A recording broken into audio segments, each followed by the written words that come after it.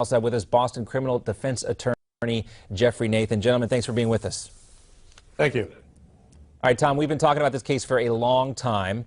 You've investigated a lot of criminal cases. Obviously, this was personal to you. We talk a lot about police officers, but you knew from the beginning there was not a drop of criminality that could be proved in this case. 100%, John. I knew right away when I saw her on the courthouse steps less than 24 hours after the police investigation announcing charges. I have never seen that in my 30 years of law enforcement, that someone would do this. Typically, they have an independent investigation after the fact, and they pull all the facts together, multiple agencies, but she was out there in the courthouse steps, which she should not have been doing as a prosecutor, and pleading the case to the public. She clearly was inept in her job in doing this. Getting up on stage, dancing with Prince, taking glamour shots in a magazine. I have never seen a prosecutor do what she has done and taken her 10 minutes of fame, and it was just an incredible miscarriage of justice. Now, Geoffrey, the accusation by some was that Ms. Mosby used this case to mollify the people of the city of Baltimore to stop these riots. Should she be disbarred? What she should do is resign as an attorney, voluntarily resign her position as state's attorney and do something else with herself. You know, this is a very difficult career from all angles. Clearly, she's not cut out for it. And, you know, to say that you're going to prosecute the police because someone died right off the bat and then do a song and dance in front of a courthouse just speaks to the fact that you're not qualified to be a lawyer. Tom, it's a difficult environment these days to work in law enforcement. The relationship between prosecutors and police is critically important. Do you think Marilyn Mosby has the confidence of anyone right now serving on the Baltimore Police Department? No, I don't think so, and I think clearly you can see by the statistics that were out over the past year since the indictment of these officers. Not only do you have the Ferguson effect, but you're going to have the Baltimore effect.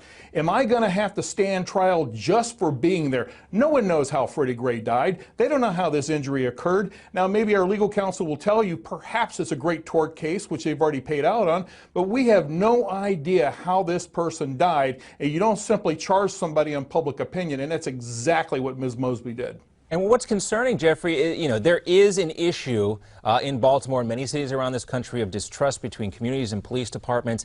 And when you have a situation like this where it appears to some that Marilyn Mosby used this case for political gain, or at least to kind of mollify again the people of the city of Baltimore, there's long-lasting effects. And one of those effects might be that someone would be reluctant to come forward and file a complaint against a legitimately bad police officer because they don't feel like they can get justice.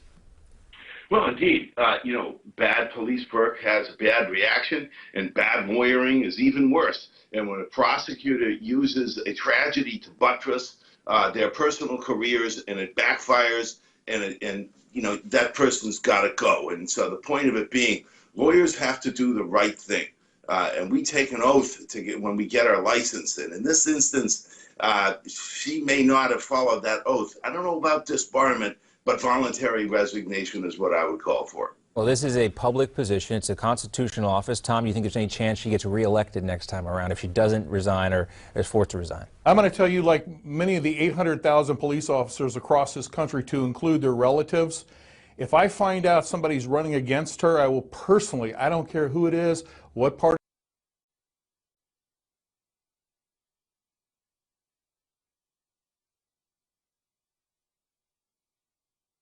they belong to, I'll personally donate to the opposing side of her just to help unseat her. She needs to go. She's inept. She has no business being a prosecutor. And, these poor 6 officers, I don't know how their careers are going to be changed forever like this. Geoffrey? She's just not qualified. I mean, it's obvious, and I hate to say it because we went to the same law school, and it was a very good law school, and she had good training, and she should have known better. And she'll do the right thing by the citizens. She'll quit. We'll see. There's certainly going to be a lot of pressure on her. She's a very young woman, perhaps bit off more than she could chew here in this case. And again, I think that the saddest thing about this is that folks who do need justice in these types of situations are going to be reluctant to pursue that because, she used this and kind of tried to game it up and trump up these charges without effect. And people feel like they can't get justice now, and it's too bad. All right, let's move on. I want to talk about Hinckley Jr. He tried to kill President Reagan. John Hinckley Jr.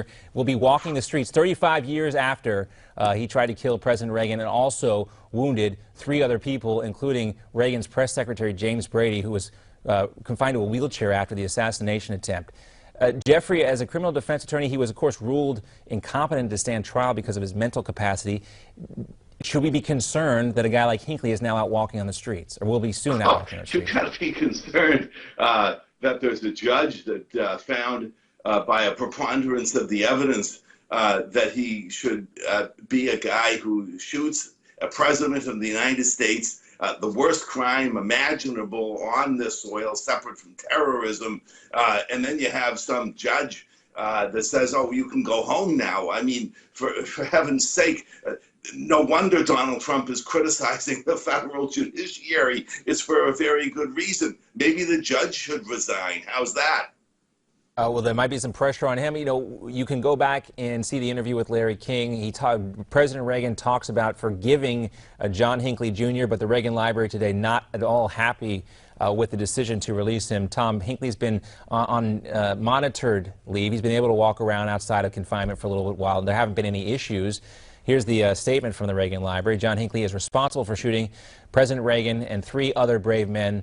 One died 2 years ago from the wounds he received. Contrary to the judge's decision, we believe John Hinckley is still a threat to others, and we strongly oppose his release. Tom, release, bad idea? Well, I think so, John, and let's not forget, if I'm not mistaken on this, and when I last read up on it, that Mr. Brady, actually, Secretary Brady died due to his injuries. He would have lived longer. In my mind, that is a murder case. Typically, I know legal counsel will tell us that, there is no statute of limitations. I'm not sure how that works federally. I thought for sure that once Brady died and they ruled it as a result of that shooting to his head, that they would have at least tried to go after him for federal murder, but apparently not. Yeah, Geoffrey, what do you think about that? Can you clear that up from a legal standpoint? Well, first of all, I was always very surprised that he skated on that front. I think what happened there is really came from a very wealthy, powerfully connected family. That may have played a role in the prosecutor's review of the case, together with the fact witness unavailability, lapse of time. I mean, old cases are hard to prosecute. Granted, it was all on video, but that could have been a factor, as well as the fact that the defendant was clinically insane and can't be tried. Once you've been ruled clinically insane, does that get you off and further, from further prosecution? Well, it's gonna like be a get out of jail free card. They can throw it up again and say, you know what, the guy's insane still and he can't be tried. So the federal government made a decision not to prosecute federally. The state made this, the DC made the same decision. Could have had, local crime as well, but they just made a decision it wasn't worth prosecuting for whatever reason. It's hard to believe, I find it hard to believe that were this to occur today, that you'd be able to get that type of criminal insanity plea on the books. I just don't think it would happen, Tom. Well, I've seen cases where they were incompetent to stand trial, then later on declared all of a sudden they're competent. To me, in my mind, if he's competent enough to go home, he should be competent enough to stand trial for the murder of Secretary Brady, albeit it was several years later that he died, but nonetheless he died as a result of that shooting. I think we can easily say he might or might not have lived longer, so that might have been a decision with the prosecutor. Of course, I don't hold a law degree. I have a paralegal degree, which is a whole different animal, but in my mind he should have been charged, but maybe they just looked at the longevity like counsel said. Well, we'll see what happens. There's certainly a reason for concern. I know people will be keeping a close eye on him living there in suburban Washington, D.C. Gentlemen, great to see you both again. Tom Wiley, Geoffrey Nathan. We'll talk to you all real soon. Thank you. All right, Bill Clinton heaping praise on his wife during the speech last night at the DNC. I married my best friend. But there is a lot that he left out. Newsmax TV political analyst Dick Morris will join us to fill in the blanks. You're watching DML Unfiltered.